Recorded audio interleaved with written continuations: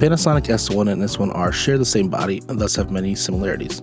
They both have dual card slots, an XQD and a UHS-2 SD. They have in-body image stabilization with up to 5.5 stop-step compensation. They use DFD or depth from defocus technology, a contrast-based autofocus system. The rear LCD is a 3-axis tilting screen with the 3.2 inches and 2.1 megapixel resolution. The electronic viewfinder is a 5.67 megapixel class-leading EVF with both 60 and 120 frames per second refresh rate and a magnification of 0.78, 0.74, or 0.7. The body is very durable and weather sealed, and the shutter is rated to 400,000 clicks. The rear of the camera has illuminated buttons, and the max shutter speed is 1/8,000th for both bodies. They both contain headphone and mic inputs and wireless connectivity. The autofocus system is 225 points, and the flash sync speed is 1/320th of a second. Just like Nikon's Z6 and Z7, and Sony's A7 III and A7R III, the Panasonic S1 and S1R have many differences that set them apart. The S1 has a 24.2 megapixel sensor, while the S1R has a high-resolution 47.3 megapixel sensor. Both cameras' base ISO is 100, while the S1 goes up to 51,200 and the S1R goes a stop lower at 25,600. When set to high-res mode, the camera uses the IBIS system to shift the sensor around and take 8 consecutive images to stitch them into one high-resolution RAW and JPEG file. The S1 can produce a 96 megapixel high-res file, while the S1R can produce a whopping 187 megapixel file. For video shooters, the S1 will give you 30 minutes at 4K 50 and 60 and unlimited at 4K 24 and 30, while the S1R will do 15 minutes at 4K 50 and 60 and 30 minutes at 4K 30. When shooting consecutively, the buffer of the S1 will fill up after 90 RAW shots and unlimited JPEGs. The buffer of the S1R will fill up after 40 RAW and 50 JPEG files. The price of the S1 is $2497.99, while the S1R body only will be $3697.99. The S1 and S1R incorporate Panasonic's advanced AI technology that helps detect specific subjects, including humans and animals. It can track faces, bodies, and even multiple bodies in the same frame.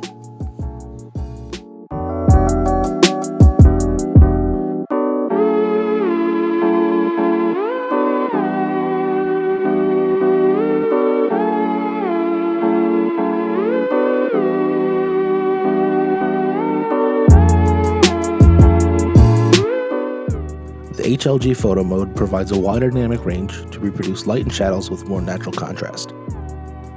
The photos can be produced as HSP files with compressed high brightness signals, and you can view these files on HLG compliant 4K TVs with the HDMI cable out or other HLG compliant devices. The high resolution mode enables ultra high precision photo shooting. 8 consecutive images are automatically shot while shifting the sensor using the body IS mechanism. This mode is ideal for taking natural landscapes or other photographs with intricate details. It can also be used in situations where moving subjects are included in the scene by switching the sub-mode to Mode 2.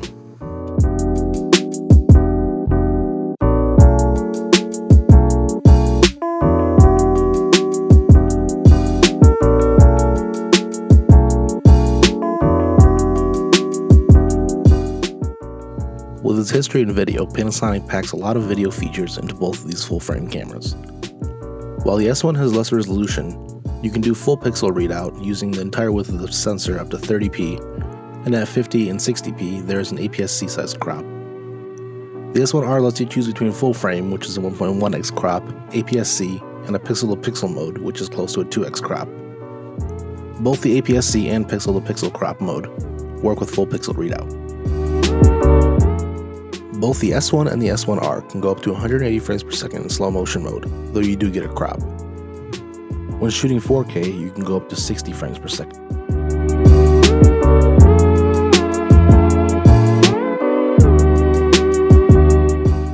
Panasonic has achieved a high-speed autofocus with its advanced control technology over major devices, the lens, the sensor, and the imaging engine. The lens and sensor communicate at a maximum of 480 frames per second. Combining the contrast AF with the DFD technology, the S1 and the S1R hit an ultra-high-speed, high-precision autofocus of approximately 0.08 seconds. The effective AF range is EV -6 to 18, using the 50mm 1.4 at ISO 100.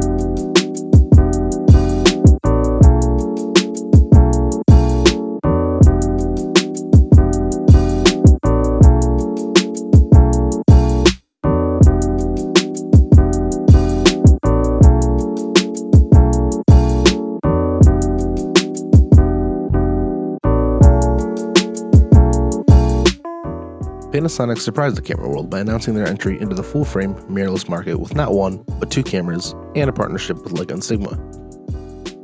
Entering a market dominated by Sony, and with new cameras from Canon and Nikon, the Panasonic S1 and S1R face an uphill battle, but have several key features that set them apart. They took the ergonomics of a DSLR and the technology of mirrorless cameras and released two models that should give photographers and videographers another choice to look at. Will it be the groundbreaking mirrorless camera that people have been waiting for? Right now it's too early to tell, but Panasonic has definitely gone all in on these two cameras, and from our short hands-on experience with them, they're definitely worth taking a look at. Let us know what you think in the comments, and thanks for watching.